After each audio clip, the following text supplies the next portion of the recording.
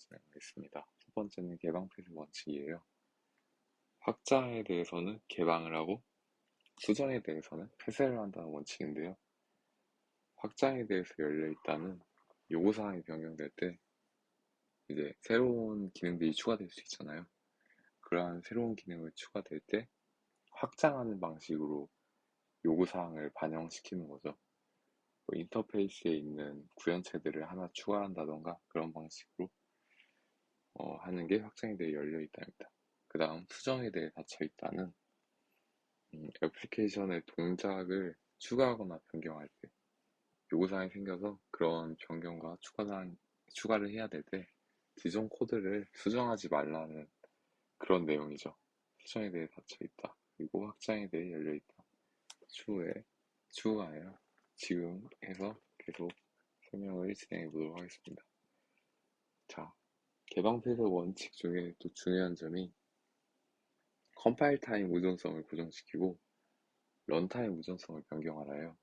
그러니까 저희가 저번 장에서 컴파일 타임 의존성과 런타임 의존성에 대해 배웠었는데 간략하게 설명해드리자면 컴파일 타임 의존성은 이제 코드가 해석되는 과정, 그러니까 컴파일 될 때 어떤 의존성을 가지고 있느냐를 물어보는 거고, 런타임 의존성은 실제로 해당 코드가 진행되면서 어떤 인스턴스가 할당되어 있는지, 그리고 그 인스턴스가 어떤 인터페이스와 어떤 구현체로 이루어져 있어서 서로의 연관관계를 가지고 있는지, 그리고 연관관계를 가지고 있는 그 객체가 올바르게 의존이 되어 있는지를 물어보는 게 런타임 의존성입니다.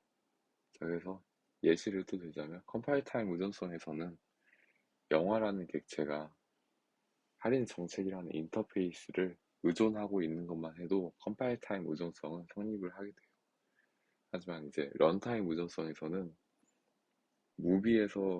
영화 객체에서 할인 정책 인터페이스를 그냥 사용하게 된다면 오퍼레이션일 뿐이므로 그 해당 인터페이스를 진짜 실행을 시키려고 하면은 에러가 뜨게 되겠죠. 그러니까 런타임 의존성에서는 그 해당 인터페이스를 구현하고 있는 비율 할인 정책이라든가 고정된 금액 할인 정책이라는 실질적으로 구현된 구현체를 할당함으로써 이렇게 영화 객체와 구현체 간의 의존성을 가지게 되는 걸 런타임 의존성이라고 합니다. 자, 그러면 추상화가 핵심이다로 넘어가 볼게요. 개방 폐쇄 원칙의 핵심은 추상화에 의존하는 거라고 합니다. 추상화에 의존하는 것이 얼마나 중요한지는 또 이전 장에 많이 나왔었잖아요. 이제 개방 폐쇄 원칙에서 추상화가 중요한 이유에 대해 설명해 볼게요. 개방 폐쇄 원칙에서도 추상화는 중요하다.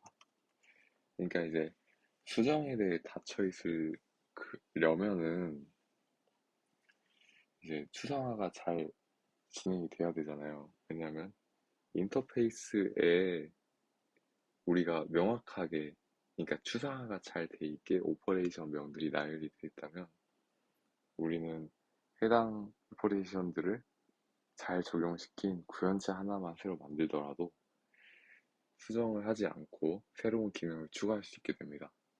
하지만 오퍼레이션에 명확하게 추상화가 되어 있지 않다면 어떻게 될까요? 인터페이스에 새로운 오퍼레이션명을 추가할 거고, 그런 추가한 영향은 기존에 있던 구현체들을 수정을 하면서 영향을 끼치게 됩니다. 하지만 추상화가 잘 되어 있다면 아까 말씀드린 것처럼 새로운 구현체 하나만 만들면 되겠죠. 이러한 방식을 통해 추상화가 개방 폐쇄 원칙의 아주 중요한 점이라는 것을 알 수 있게 됩니다.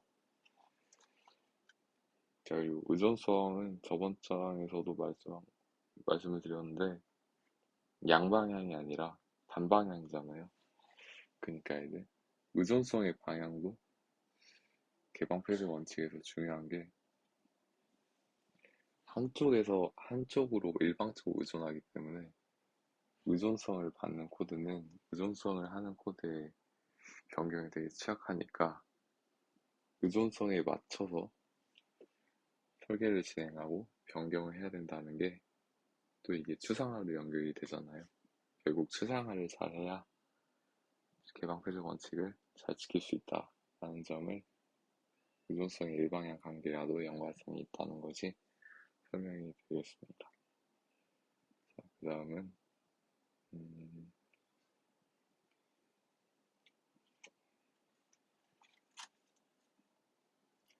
생성과 사용을 분리하는 방법이네요.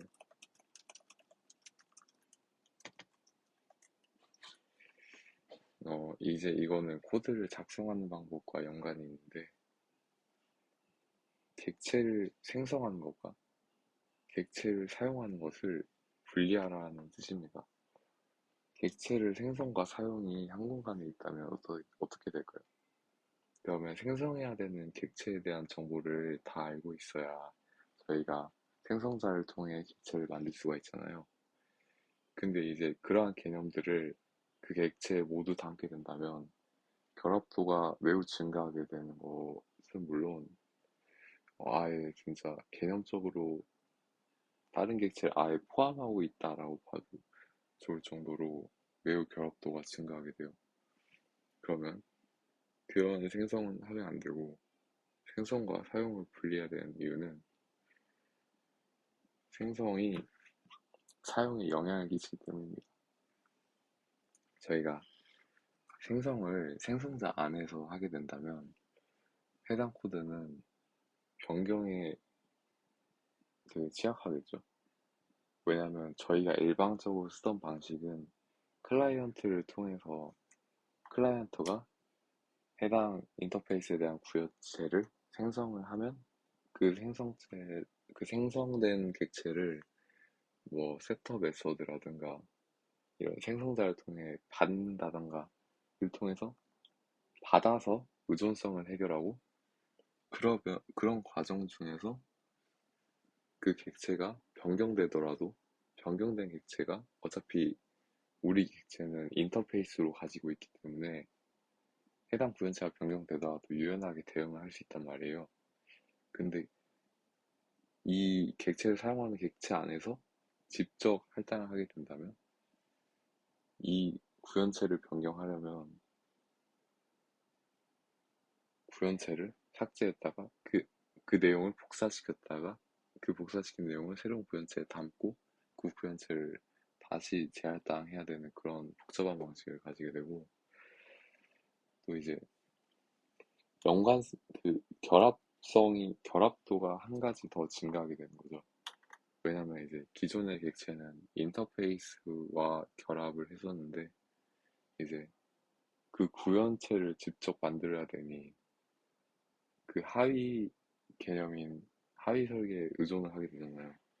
그런 방식은 또 변경을 취약한 설계를 낳게 됩니다. 자, 그러면 이러한 방식, 이러한 예시를 통해서 생성과 사용을 분리하는 게 좋다라는 것을 알 수 있게 됩니다. 자, 그러면 그러한 방법이 여러 가지 있을 텐데 그런 방법 중에 뭐가 있는지 한번 알아볼게요. 처음에는 팩토리를 추가한다입니다. 팩토리는 뭘까요? 그러니까 생성과 사용을 분리해야 되니까 분리를 하겠는데 그러면 생성을 어디서 해야 되냐 이런 거죠. 아까 예시에서는 클라이언트에 있었는데 클라이언트에게도 이건 결합이 증가되는 그러니까 책임을 전가한 거죠. 클라이언트에게 책임을 전가한 방법이었는데 그러면 클라이언트에게도 책임을 지게 하진 않고 그냥 객체를 생성하는 한 가지의 객체를 만들어 버리는 거예요. 그러니까 얘는 객체 생성만을 전담하는 객체. 그러한 객체를 이제 저희는 팩토리라고 부르기로 했습니다. 자, 그런 팩토리를 사용하게 된다면 클라이언트와 구현체 간의 결합도는 줄어들게 되겠죠. 이제 클라이언트 객체 같은 경우에는 팩토리에서 꺼내오는 게 아니라 이제 확실히 어떤 인스턴스를 생성해야 될지는 고민하지 않고 팩토리에서 꺼내오기만 하면 되므로 결합도는 낮아지게 됩니다. 그런데 팩토리 패턴을 통한 것도 문제가 있겠죠. 어떤 문제가 있냐면 팩토리에서 꺼내온다는 그런 개념 자체가 한 가지 어차피 의존할 수밖에 없는 결합도를 한 단계 더 복잡하게 만들었다라고 볼 수도 있을 것 같아요. 어차피 팩토리는 그리고 팩토리는 그러면 객체를 생성하는 역할을 하잖아요. 그럼 이제 모든 객체와의 연관성을 가지게 됩니다. 그러면 이제 팩토리 자체의 응집도는 엄청 낮겠죠. 그리고 결합도는 엄청 높겠죠. 그러한 모든 걸 담은 하나의 객체를 만들어 버리는 거 이제 팩토리를 쓸지 말지를 결정하는 중요한 부분이 될 것 같습니다. 자, 이제 그 다음은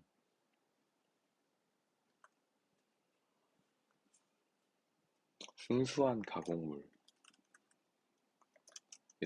방식이 있네요.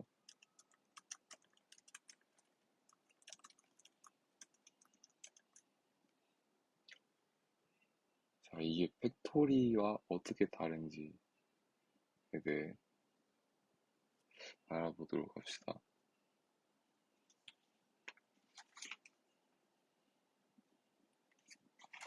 팩토리는 이제 도메인 모델에 속하지 않던 개념이에요.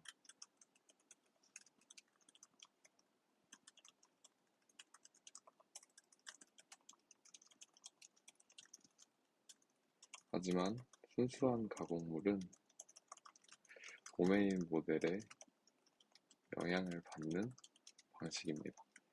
자, 그럼 이게 어떤 차이가 있냐라는 건데, 팩토리는 이제 도메인 모델이라는 것부터 먼저 알아볼게요. 도메인 모델이라 함은 이제 기체를 설계할 때 사용하는 방식 중 하나인데, 실세계 개념을 적용해도 되고, 아니면 객체들 간에 어떤 개념들이 있을지를 살펴보는 거죠.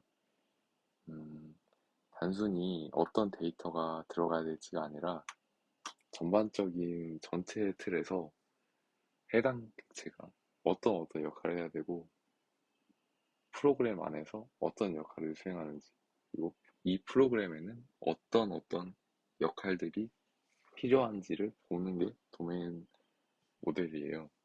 자, 그럼 그 도메인 모델을 적용시키는 것과 적용 안 시키는 것의 차이는 팩토리는 이제 도메인의 관점에서 생각을 하지 않으니까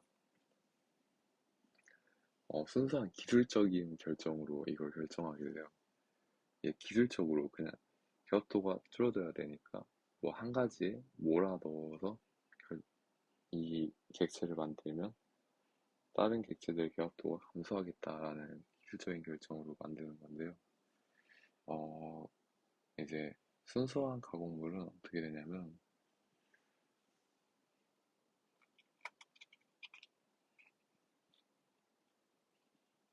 이 행동을 그러니까 도메인 개념에서 도메인 모델에서 이 도메인 간의 관계를 따져봤을 때 도저히 이치에 맞지 않은 그러니까 도메인 간의 관계에서 아 이거는 불필요한데 라고 생각을 해보는 거죠. 도메인 모델에서 생각했을 때 아 이거는 좀 여러 가지 액체와 연관성이 없겠다라는 부분을 이제 순수한 가공물에 집어넣는 거죠.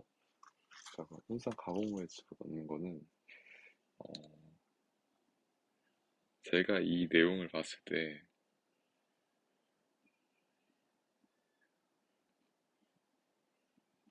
서비스 계층과 비슷하다고 좀 느꼈어요. 그러니까 이제 객체 안에 실세계의 모든 걸 담을 수 없잖아요. 마찬가지로 저희가 스프링으로 MVC 패턴을 만든다 치면은 리포지토리에 데이터베이스가 접근을 해야 되는데 그 접근이 없이 객체들끼리만의 갑자기 객체를 불러온다든가 불러와서 뭐 어떻게 사용한다든가 그 안에 있는 연관관계까지 가지고 있는 객체들까지 가져온다는 그러한 방식은 순수한 객체 지향, 그러니까 객체 간의 관계에서는 만들어질 수 없는 거잖아요. 인위적인 뭐 서비스 레이어도 필요할 거고, 그리고 그리고 호출하는 리포지토리 레이어도 필요할 건데, 그런 레이어들을 담는 그릇이 어딘가에 필요합니다. 그리고 그게 도메인 모델에서 생각한 관점이에요. 그렇게 도메인 모델 관점을 생각했을 때, 순수한 객체 간의 관계에서 적용될 수 없는 부분을 서비스와 리포지터리 같은 이미 객체에 집어넣는 것을 순수한 가공물 패턴이라고 합니다. 자, 다음 내용은 의존성 주입이에요. 의존성 주입은 이제 저희가 지난 8장을 할 때 의존성을 주입할 수 있는 방법이 세 가지가 있다는 것을 배웠었습니다.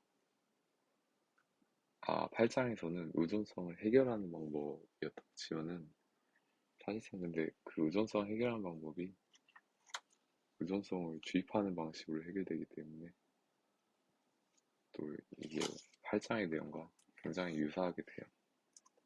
세 가지 방법이 있어요. 생성자 주입, 세터 주입, 메서드 주입.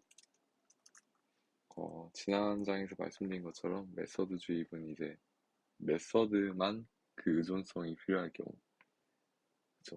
전반적인 객체 안에 있는 메서드들이 다 사용하지 않는데 특정 뭐 한두 개의 메서드에서 이 객체를 필요로 한다.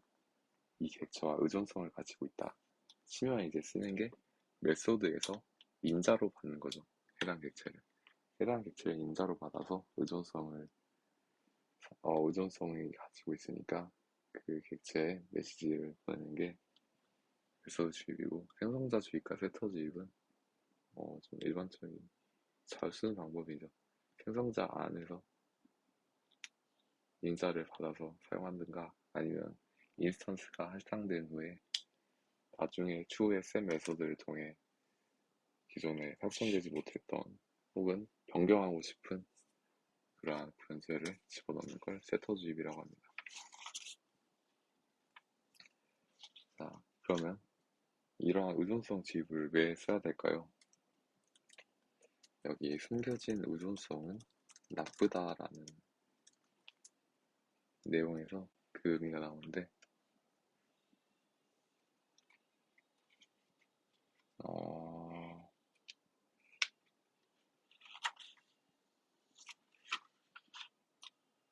숨겨진 의존성이 나쁜 이유는 변경에 취약한 구조를 낳기 때문입니다. 그리고 추상화가 이루어지지도 않은 개념이에요. 그러니까 저희가 일방적으로 생각했을 때 추상화라는 건 잘 숨기는 거잖아요.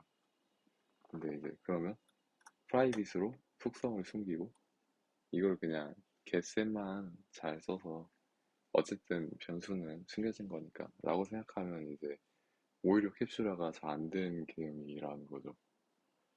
왜 이게 잘 숨겼는데 이게 무슨 문제가 있냐라고 치면 확실히 그건 잘 숨겼어요. 변수는 잘 숨겼는데 그 변수를 사용하기 위한 개념을 다른 객체가 알고 있어야 된다는 점이 캡슐화를 벗어난 행동입니다. 해당 객체를, 해당 객체에게 어떤 메시지를 요청해서 그 메시지에 대한 요청받은 내용을 객체가 스스로 책임을 지고 리턴을 시킨다면은 객체는 요청했던 객체는 그 객체에게 메시지를 보내기만 하고 받기만 하면 되잖아요. 그 객체 안에 어떤 로직이 들어있는지는 중요하지가 않아요. 하지만 게터와 세터로만 이루어졌으면 어떻게 될까요?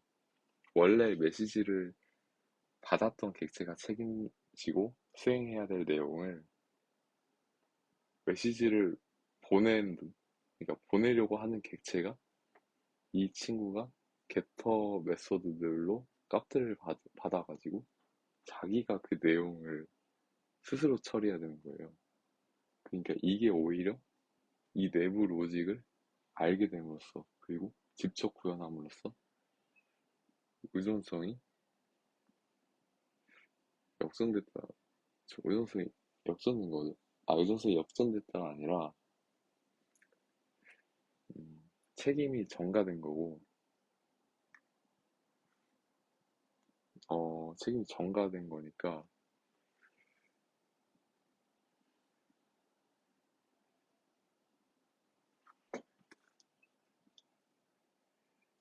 책임이 어, 막히네요.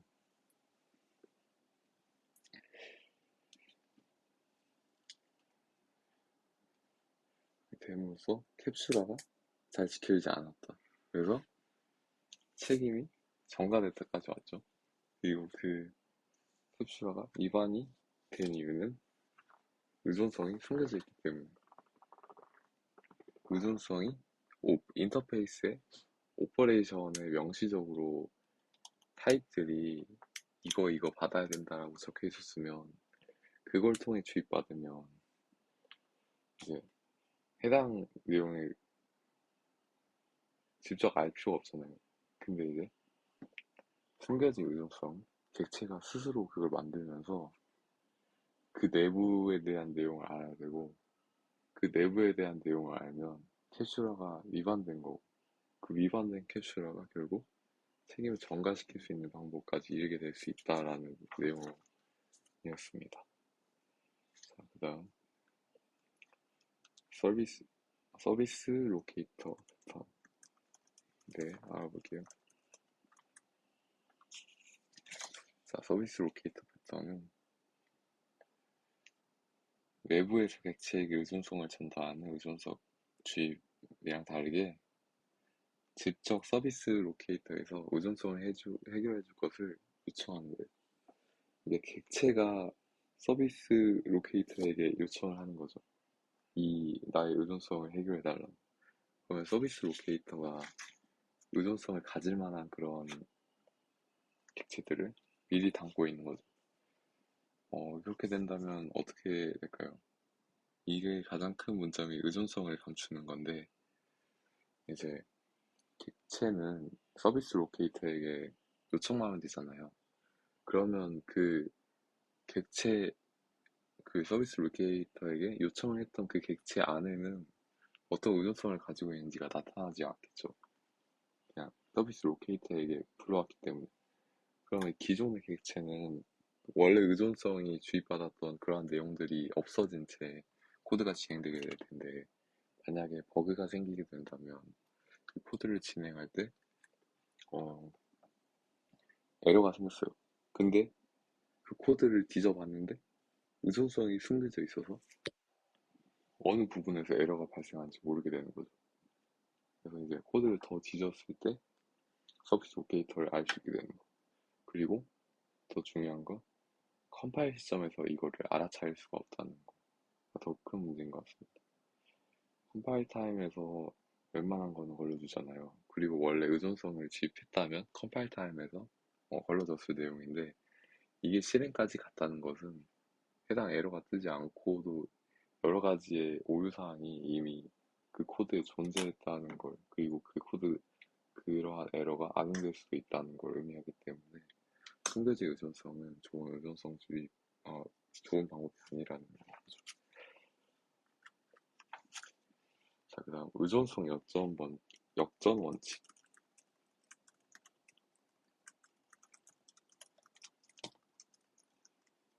의존성 역전 원칙은 이제 의존성이 기존의 절차지향 그러한 설계 방식에서는 상위 개념을 담은 객체가 하위 개념을 담은 객체에게 의존을 하는 경우가 많았어요.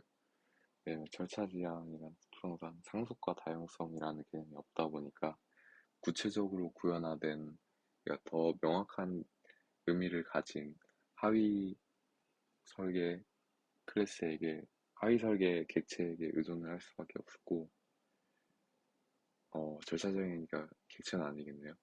하위 설계 개념에 의존할 수밖에 없었고 그러한 의존성이 주입된 절차지향적 개발 환경에서는 저희가 계속 말씀드린 것처럼 의존성이 주입된 좋지 않은 방향에서의 그런 단점들이 많은 코드였어요.